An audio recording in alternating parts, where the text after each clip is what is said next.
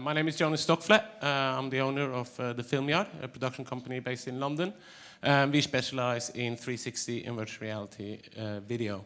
What we're going to go through today, very quickly about technology, a little bit about the usage, what people are using it for at the moment. Then I've tailored this talk a little bit to you guys. So I'm going to talk about research done with virtual reality, and especially towards the end, look at how it creates empathy. And some success stories where virtual reality has been used with NGO'S. First of all, you hear virtual reality video and 360 video.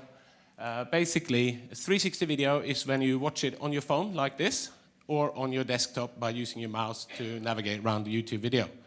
Well, virtual reality video is when you put goggles on and watch the video with that. So in basic, it is the same content, just watched on different kind of platforms. At the moment, virtual reality is being used in many areas. This is just some few of them really quickly. VR gaming, virtual reality experiences, virtual reality travel, and then training, and then labs, which I think is really interesting. The universities in the States have created virtual reality labs to test how virtual reality could work in the classroom.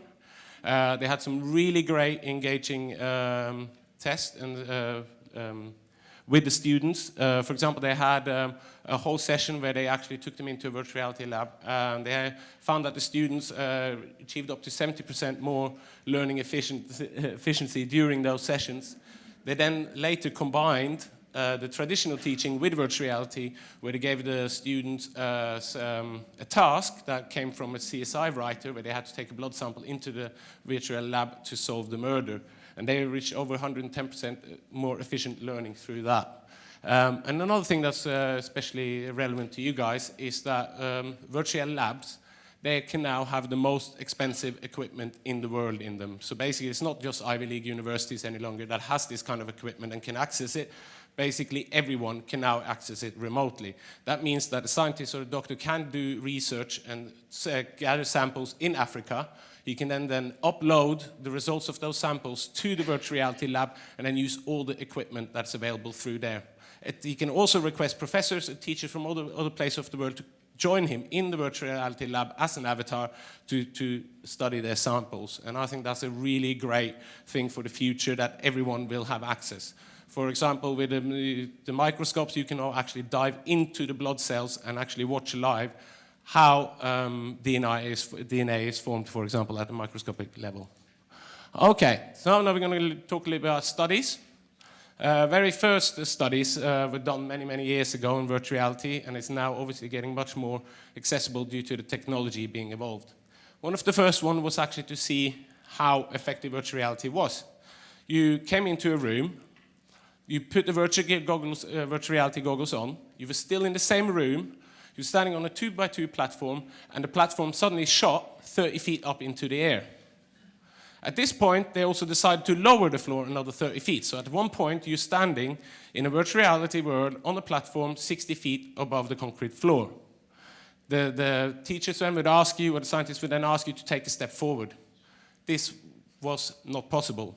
Most people cannot take this step forward because the rational mind, although you know where you are, very finely cannot overcome the unconscious mind and the emotions involved with it. To take the step forward, you had to have outside interaction with either people touching or talking to you. Now, one of the most famous studies are the Hunter Hoffman Snow World. So Hunter Hoffman was working with severe burn victims, and the post-surgery sessions they have to go through with bandage changes and scraping and scrubbing, and also the stretching of the skin. This is an extremely painful situation and treatment for the victims. And very often when they are having the treatment, they relive the moment and they feel the heat and the pain. So he created a snow world, an ice-cold place, which is a game. So you have to shoot the snowballs at the snowman, the penguins, and so on. And since this is a calm and cold place and so distracting, they received some great feedback. They had actually up to 70% reduction in pain for the patients. You see the poor little boy here in the snow world playing.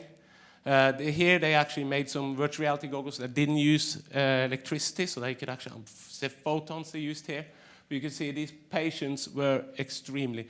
They thought it might have been to be computer games, so they tried a Nintendo and compared it. The result could even not be compared. As a Nintendo, you would still be distracted and look down when people are taking off your bandage. In a virtual reality world, you look down and you're still in snow world. Another one, study that they're doing a lot with in Sweden at the moment, phantom pains have often been treated with mirrors and hypnosis and so on. Now they're taking it a step further, where they take you to virtual reality, where they actually let you have your limb back. And they connect the nerve endings, as you see, here there will be a nerve ending. So he can, that's his arm there, the arm he's lost. He will then get tasks to work with that arm, and eventually that will reduce the phantom pain this guy's in. Another one, this is actually Hunter Hoffman here. This phobia treatment, very popular, it's been going on for a long time. They take you in a safe environment with virtual reality goggles and some kind of artifacts here to take you, but he will be talking you through it, and it's a great success. This is Albert Rizzo, VR treatment for PTSD. He was working with the American military, and he was taking them through the situation at every time they came in and adding more layers to make it so real that he could actually feel like they were reliving the real moment.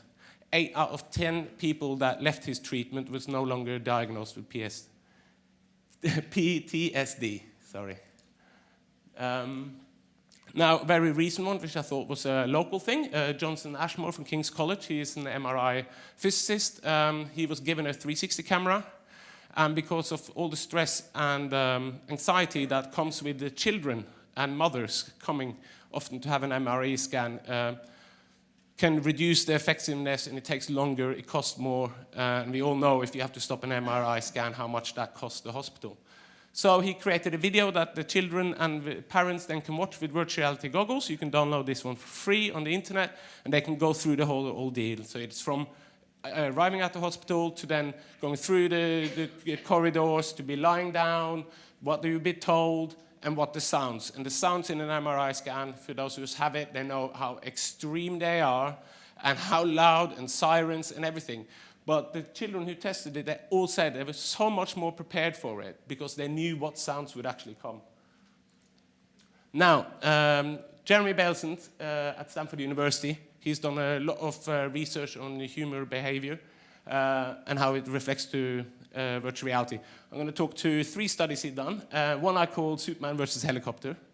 So the subject would come into the room, and they were given a front story that LA had just had an earthquake. At the other side of the town was a baby that needed a vaccine or an insulin shot or something.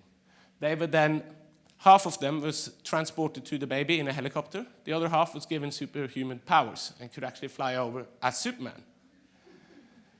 When they left the laboratory, there was an actress. They didn't obviously know that it was an actress, but she was in distress. She wasn't severely in distress, but she was in distress. And everyone was given Superman powers.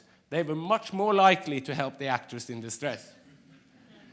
Another one was they took the students, the 20-year-old students, and put them in a virtual reality world, put them in front of a mirror, and slowly aged them 45 years, so they were suddenly 65 years old.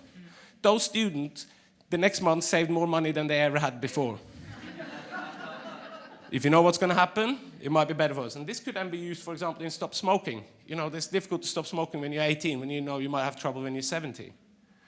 And then it comes to the one when it comes to empathy, which is my favorite here. It's called the coral experiment. So basically, Jeremy Belson would take you down into the ocean in a 7-minute dive, turn you into a coral, and you would be hanging out with your coral friends, and there'd be little fish swimming around, and there would a trawler come along and rip up your friends. There'll be poisons coming, and suddenly the life around you dies. You'll be taken out of the situation, and you get the same questionnaire, and almost everyone who entered this research came up with strong empathy for coral. So this is something that's really bearing in mind, and how strong. If we can create empathy for coral, I'm sure we can do much greater when it comes to human beings. Now, some NGO stories that use virtual reality. This is a documentary called Clouds of Sidra. It was made by Chris Milk from Within, and it helped, over the 2.5 years it's been live now, help UNICEF raise $3.8 billion. I found the number online. I'm not vetting for it, but this is what it said online. And it's been used in over 30 countries for fundraising, at events, at cinemas, on the street, at pop-up stands. For example, in New Zealand, at pop-up stands in the main streets, 1 in 6 people who saw the video donated directly money there and then, and that was over twice as much as they normally get. Amnesty International made a 360 in virtual reality video from Syria to show people the impact the war has had there. As you see, in the first week, they had 16% increase in donations and almost 2,000 regular new donors at the end of the campaign. UNICEF made a video called On the Road to Making Polio History, and they got Ian McGregor to narrate it. And this is just getting live, the campaign, and they're also seeing great results in the use of this.